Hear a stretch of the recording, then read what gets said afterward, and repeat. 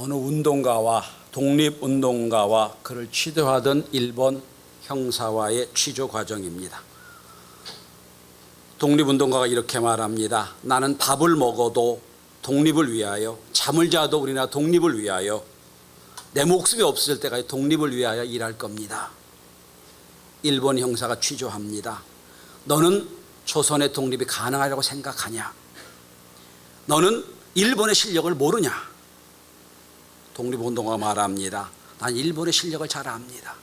아시아에서의 최고의 강력한 무력을 갖고 있는 나라입니다.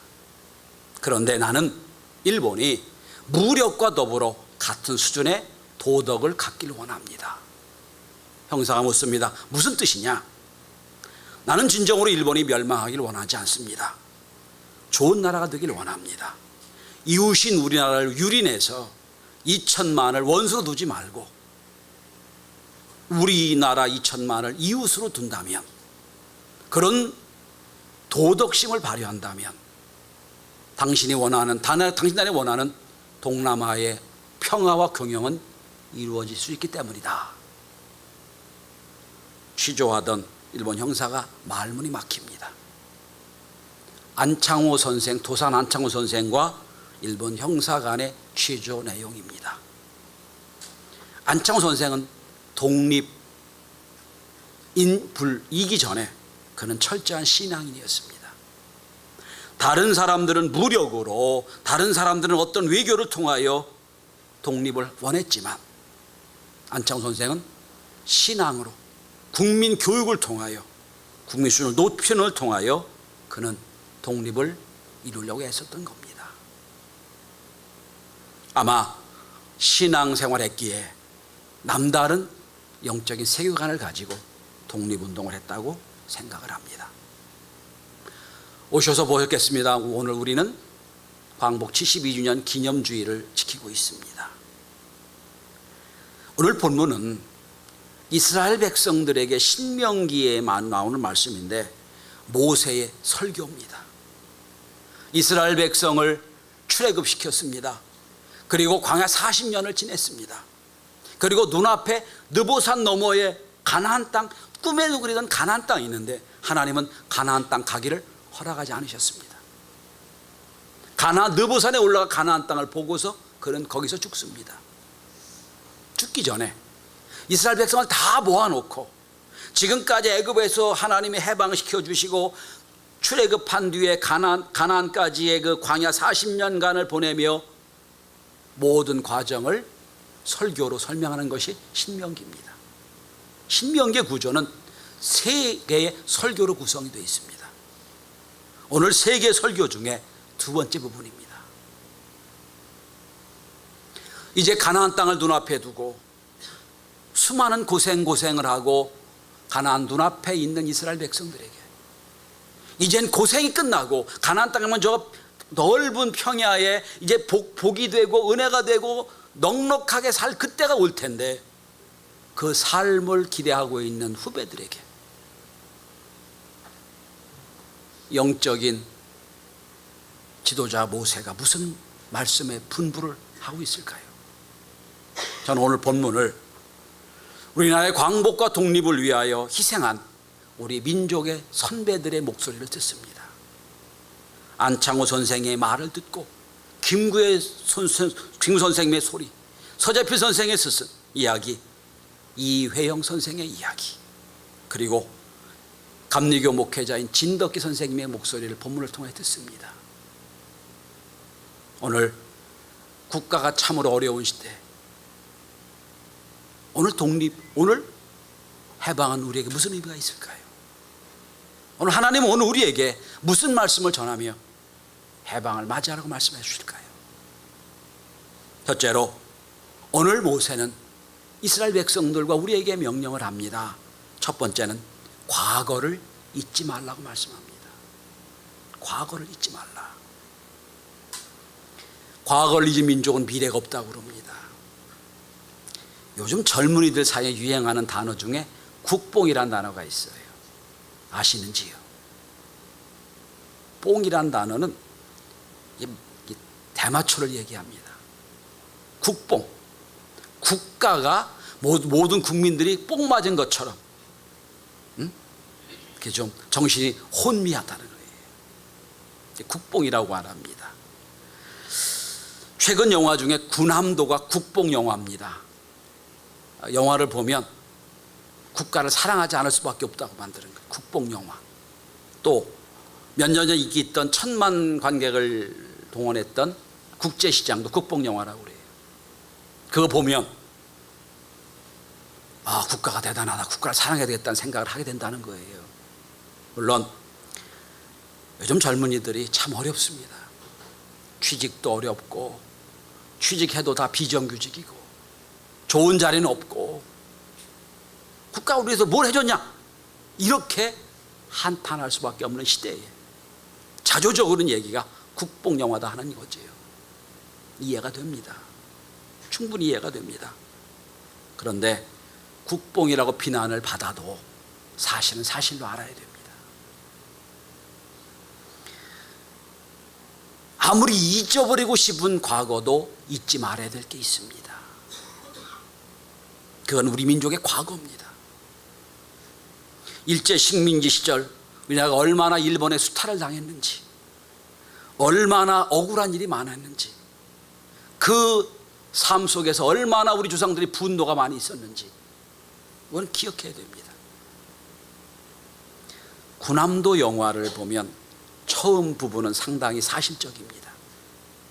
몇백 미터 내려가서 석탄을 캐내는 장면이라든가, 국제시장에서 나왔던 그 흥남초수 장면이나 모든 장면들 사실입니다. 저는 폴란드 아우슈비츠 수용소를 2번을 방문한 적이 있습니다. 한 번은 교수 신분으로 경기도에서 저에게 뭐 특별한 뭘 주어서 한번 교수님들하고 본 적이 있고요. 두 번째는 우리 지방 목사님들과 함께 성지순례 여행을 하면서 본 적이 있습니다. 한낮 뙤약볕에서 그 한 20-30분 이렇게 쭉 돌아오는 코스입니다. 가스실이 있고요. 그 가스실 그 문에 방방에 머리털이 가득 쌓여 있습니다. 그리고 여자들 장신구가 쌓여 있고요. 녹슨 시계 이런 것들이 잔뜩 있어요.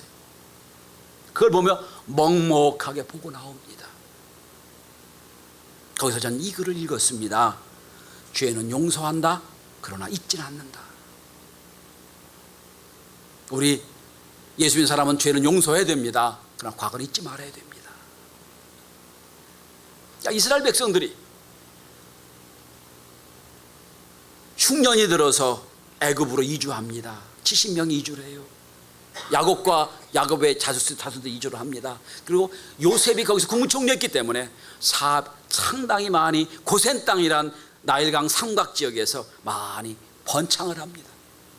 요셉도 죽고 그를 아는 왕도 죽고 요셉의 이스라엘 백성들의 은혜를 잃어버린 왕이 됩니다.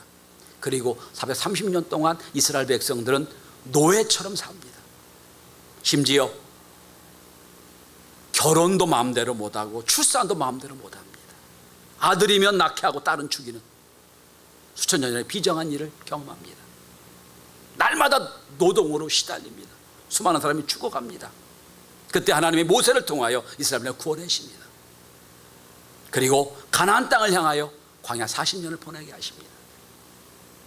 오늘 본문에 오늘 모세는 이렇게 말씀합니다. 애굽에서 종되었던 것을 기억해라. 너희들이 어떻게 어려움을 당했는지, 너희들이 괴롭힌 이집트를 기억해라. 바로를 기억해라. 오늘 모세는 말씀하고 있습니다. 우리 민족에게도 영적인 애굽이 있었습니다. 일본 제국주의가 아시아 침략이라는 목표를 가지고 동남아를 다 유린하고 우리 조상들을 여자는 정신대로 남자는 돈 벌게 했다는 궁리로 탄광으로 내몰았습니다. 교회도 상당히 핍박이 심했습니다. 교회에 있는 총과 금부침 다 뺏어갔습니다. 왜? 무기를 만들게 하려고. 그리고 교회 모임 자체를 싫어했습니다. 1943년 9월 이후에는 주일 예배 이후에는 모이지 못하게 만들었습니다. 그리고 똑똑하고 좀 지혜롭고 리더십이 있는 목회자는 다 끌어갔습니다. 그리고 놀라운 건 1945년 8월 18일 일제히 목사님들을 다 죽이려고 감금해 놓은 그 사흘 전에 해방이 된 겁니다. 놀라운 은혜입니다. 저는 광복절을 다른 말로 표현하면 잊지 않는 날이라고 명령하고 싶습니다.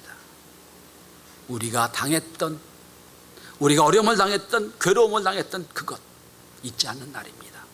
오늘 본문에 보면, 오늘 본문의 모세는 3번에 걸쳐 잊지 말라고 말씀합니다. 11절에 보면 잊어버리지 않도록, 14절에 보면 내 하나님 잊어버릴까, 19절에 보면 잊어버리고, 3번이나 강조합니다. 잊지 말아라. 너희들의 애굽에서 당한 고난을 잊지 말아라.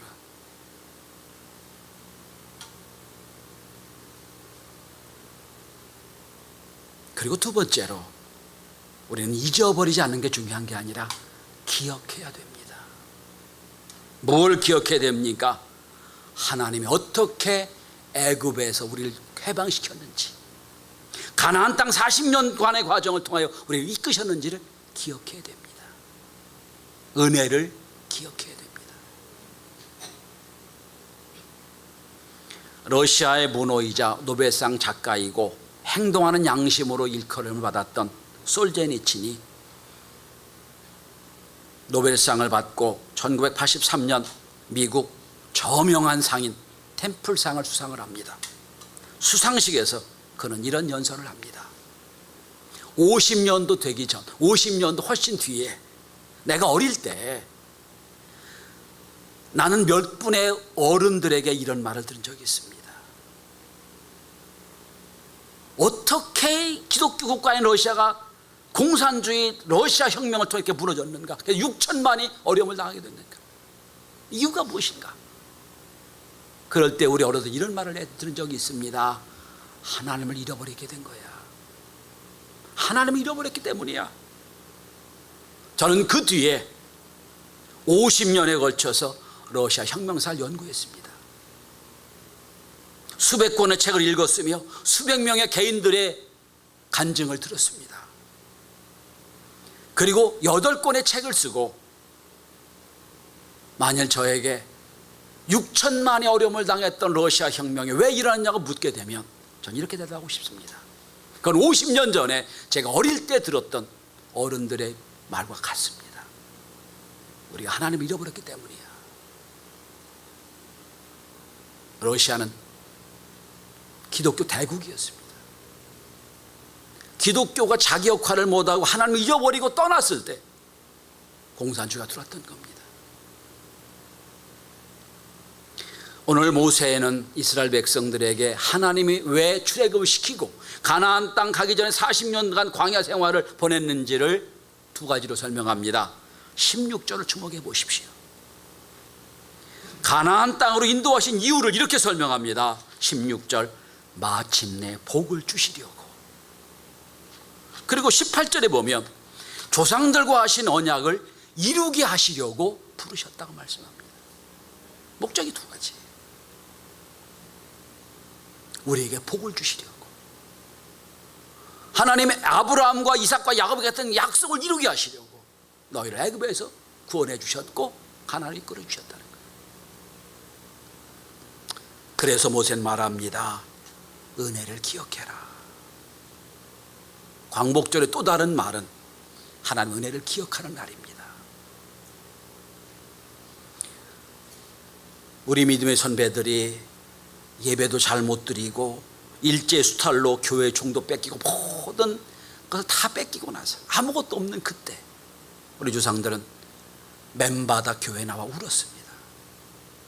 하나님 이 나라를, 이 민족을 살려달라고 울었습니다.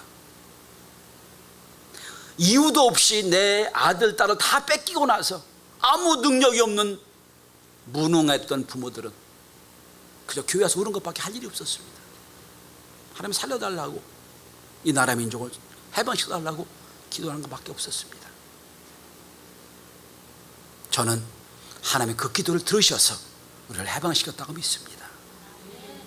여러분 보세요. 만약에 미국이 개입을 안 하고 원폭이 안 떨어졌다면 아마 우리는 지금도 일본의 속국이 될지도 몰라요.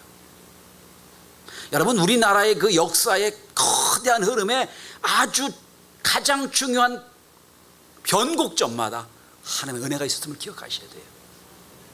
6.25 때 유엔군이 참전한 것, 이것도 하나님의 은혜예요. 지금도 여러분 세계 내전이 많잖아요. 내전 있는 나라가 다 유엔 개입하는 거 아니에요. 내전으로 다 박살난 게 얼마나 많아요. 외국에서 볼 때 우리네 6.25는 내전이에요. 그래서 유엔이 개입한 거 하나님의 은혜입니다. 여러분, 우리가 어떤 해방을 위하여 3.1 운동하고 또한 뭐 암살하고 이 정도밖에 못했던 이 나라에 강권적으로 일본에 항복하게 한 것, 그것도 하나님의 은혜입니다. 오늘 우리가 시편의 교동문을 읽었습니다만 전 이스라엘 백성들이 바벨론에서 해방되고 나서 불렀던 그 감격을 우리 해방이라고 생각해요. 그런 그들 말을 합니다. 꿈꾸는 것 같았도다. 뭐 독립운동 할 만한 여유가 하나도 없었거든요. 그런데 갑자기 해방시켜 주셨거든요. 꿈꾸는 것 같았도다.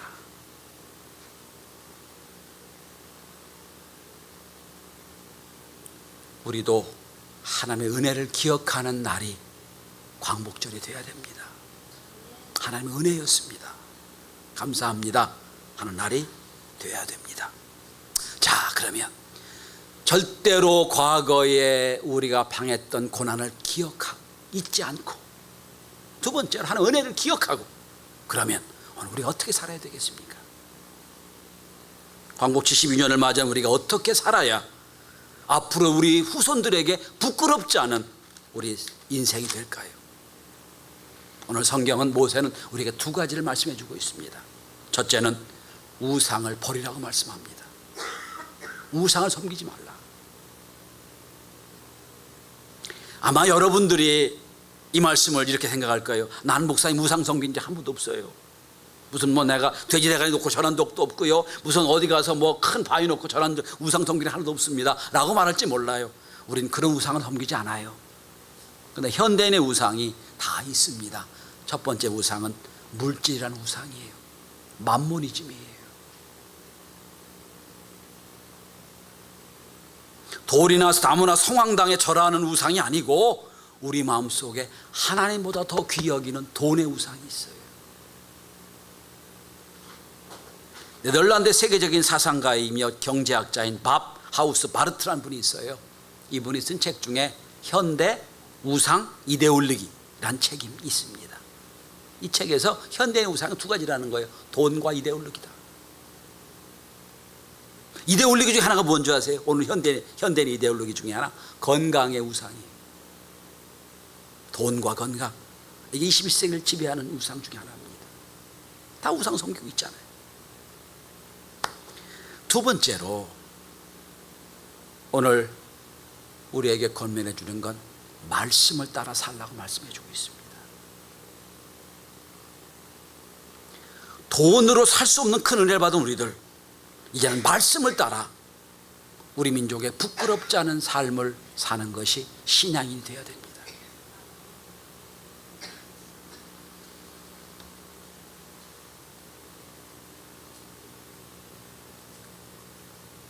모든 재산을 다 독립하는 데 다 쏟아붓고 가족은 가난하게 돼서 해방이 돼도 가난해서 교육을 받지 못했던 독립지사들의 가정이 얼마나 많은지 모릅니다. 우린 그걸 외면했습니다. 그리고 일제시대부터 일제에 붙어서 기득권을 누렸던 그들이 아직도 이 사회를 지배하고 있는 것, 우리도 그걸 모른 척했습니다.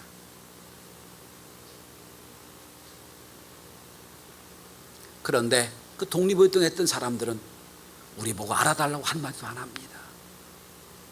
대신에 우리가 그들처럼 묵묵히 살아가야 될 책임이 우리에게 있다고 생각을 합니다. 전 상당히 도전받는 것 중에 하나가 1919년 3.1운동을 할 때 기독교인이 온 민족의 1.9%밖에 안 됐습니다. 2%도 안 되는 기독교인이 독립운동에 선봉이 됐습니다. 교회마다 독립운동을 했어요. 2%가 한국을 바꾼 겁니다. 오늘 우리는 한국의 기독교가 20% 이상이라고 자랑을 합니다. 그런데 우리가 20% 이상의 믿는 자가 있다고 하지만 2%의 우리 조상들보다 영향력이 없습니다. 그럼 왜 그렇습니까? 우리가 말씀대로 살지 못해서 그렇겠습니다. 저는 일제만행을 생각하고 독립을 생각하면 떠오르는 인물이 있습니다. 윤동주 시인입니다. 1945년 2월 16일 해방을 6개월 앞두고 그는 감옥에서 일본군의 표현대로 하면 감옥에서 그냥 죽습니다. 1945년 윤동주의 시신을 수습하려고 후쿠오카 형무소로 갔던 그의 당숙 윤영춘 씨가 있습니다. 우리가 잘 아는 가수 윤영주의 아버님입니다. 이분이 가서 수습을 합니다. 그런데 그와 함께 수감됐던 윤동주의 고종사촌인 송몽규를 면회합니다. 그때 그런 말을 합니다. 저놈들이 주사를 맞췄고 그 주사 맞고 나서 나도 이렇게 꼴이 엉망이 됐고 동주도 그 주사 맞고 저렇게 죽었네. 나중에 그 의문의 주사가 뭔지 밝혀집니다. 의문의 주사는 미국 정부 기록 보존소에 의하면 당시 규스 제국대학에서 실험하고 있던 혈장대용 식리 색염수를 만드는 과정이었다고 합니다. 군인들은 죽어 나자빠지고 피는 없고 그러니까 바닷물을 이용해서 생리 혈액수를 혈장수를 만드는 그 과정에 실험용이 됐다는 겁니다. 양리학자들에 의하면 인체에 바닷물을 투입할 경우 바닷물에 포함된 동물성 플랑크톤으로 인하여 세균 감염이 발생할 수 있고 뇌까지 혈액이 전달되면 혈액이 뇌로 빠져나오게 되는데 이때의 증상이 뇌열과 같은 증상이다. 정식으로 윤동주 시인의 사인은 뇌일혈입니다. 윤동주는 1941년 창씨 개명을 해서 성을 히라누마라고 칭함을 받게 됩니다. 이때 윤동주는 괴로워 참회록을 썼습니다. 1944년 3월 31일 교토지방재판소에서 나온 판결문은 징역 2년을 선고하며 이렇게 판결합니다. 윤동주는 어릴 적부터 민족학교 교육을 받고 사상적으로 신앙적으로 심독됐으며 친구 가마 등에 의하여 대단한 민족의식을 갖고 내선의 차별 문제에 대해 깊은 원망의 뜻이 있었고 조선 독립의 야망을 실현시키려는 망동을 했다. 그게 판결 이유입니다. 그리고 그는 시 한 편을 남기고 뇌리얼로 세상을 뜹니다. 전 그 시를 여러분에게 말씀드리며 말씀을 마칩니다. 우리도 똑같은 저런 마음으로 남은 생애를 살아야 되지 않겠나 합니다. 십자가입니다. 쫓아오던 햇빛인데 지금 교회당 꼭대기 십자가에 걸리었습니다. 첨탑이 저렇게도 높은데도 어떻게 올라갈 수 있을까요? 종소리도 들려오지 않는데 휘바람이나 불며 서성거리다가 괴로웠던 사나이 행복한 예수 그리스도에게처럼 십자가 허락된다면 모가지를 들이우고 꽃처럼 피어나는 피를 어두워지는 하늘 밑에 조용히 흘리겠습니다.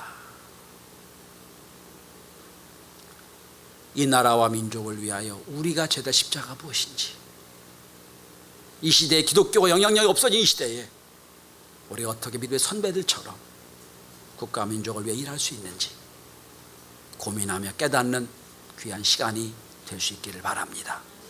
기도합니다.